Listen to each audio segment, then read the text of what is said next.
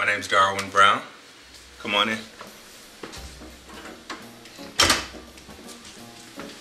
Looking forward to introducing you to a few of my friends. Well, I guess we could start right here, and this pretty much gets us going. Welcome to Atlanta. A good number of the artworks that I have are from artists in the Atlanta area. This piece in particular is by a good friend of mine, Charles Nelson. Unfortunately, recently deceased, but a very good friend and well-regarded artist down in the Atlanta area. Right next to Charles is a good mutual friend of his as well, is Kojo Griffin. Lives and works out of Atlanta as well. Here's another piece by Kojo. Both of these are, this is maybe 1999, 2000. That piece was about 2004 or so. Moving around in a clockwise direction is another mutual friend, actually a studio mate of Charles and Kojo's. This is Lance Lamont.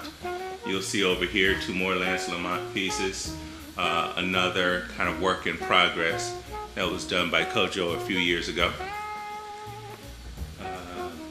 We'll bypass this guy for a moment and take another look at an abstract piece by Lance, and beneath that Lance work is one of my favorite pieces by Lillian Blades. Lillian is from the Bahamas originally, as you can probably tell by the bright colors, but she lives and works out of Atlanta.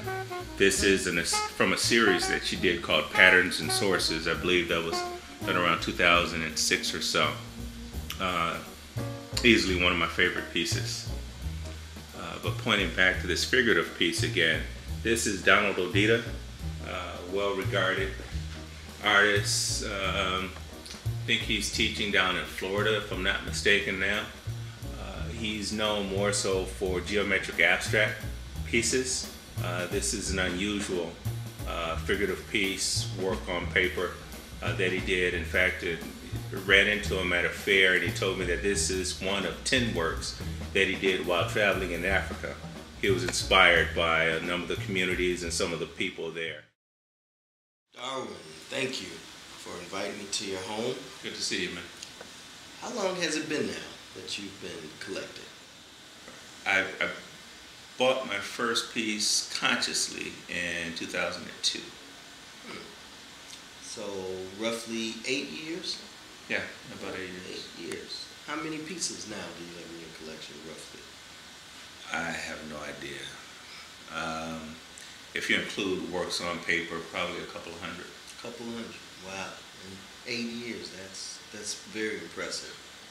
I really appreciated your reference to your artists in your collection as your friends. Yes.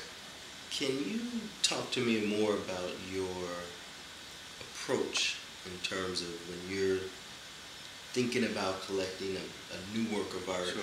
How do you go about doing it? That's an excellent question.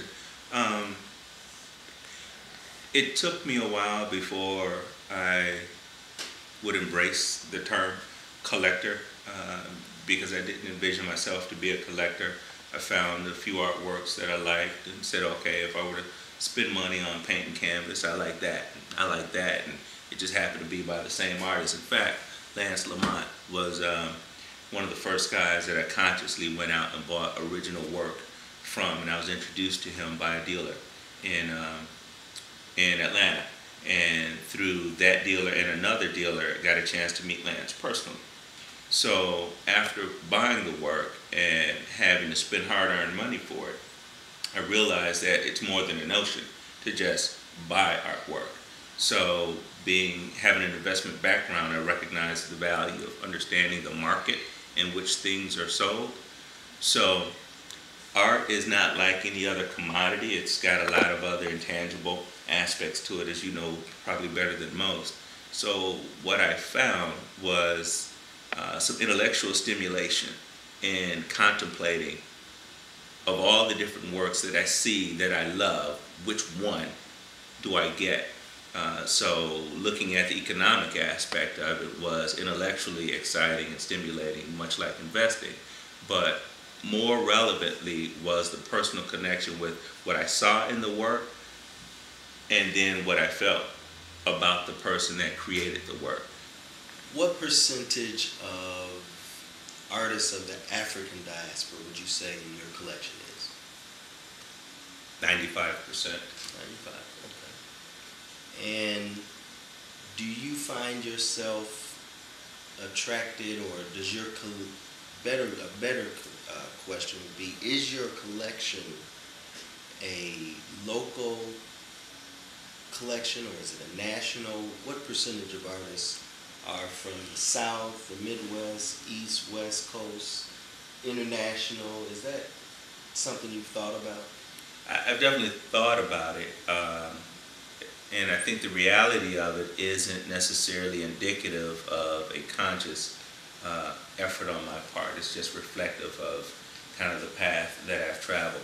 So maybe 80% of the artworks that I own are by artists, really regionally, primarily by Atlanta artists, and that's a function of what I just spoke of. I really take pleasure, pride, consider it important to know a little bit about the artist and to have some sort of personal vibe with that artist. Whether we, are buddy-buddy or not is not really relevant, but it's important to me to have what I believe is a good understanding of that artist's sensibility. So living in Atlanta for 7 years, as I did from 2000 to 2007, it gave me a chance to meet Lillian and Lance and Charles, Fahamu, and Kojo. As a result of meeting them and getting to know them over time, I got an opportunity to see their works at different galleries, to visit their studios and to buy both from the studio, from the gallery. And that is how I end up having such a concentration of Atlanta artists. The similarities or differences in Chicago artists versus Atlanta artists in that same approach. Do you use that same approach here in Chicago? I think the approach is somewhat similar, in that it's still extremely important that I know the artist, because you can spend what little budget you might have in an afternoon buying what you love. So if you only have a finite amount of dollars, then for me it makes sense to hold on to that until I get a chance to observe work over time in different shows and galleries and other people's homes and so forth. And then when I happen upon this artist or that artist whose work I had begun to get acquainted with, then I have the opportunity to get to know that person. But even still, because we only have finite resources, you may wait even longer before you actually go out and make the purchase. So yeah, I employ that same approach toward buying the work. It will take me a while usually before I acquire the work of a particular artist. But when I do, I've probably been following their career for quite a while.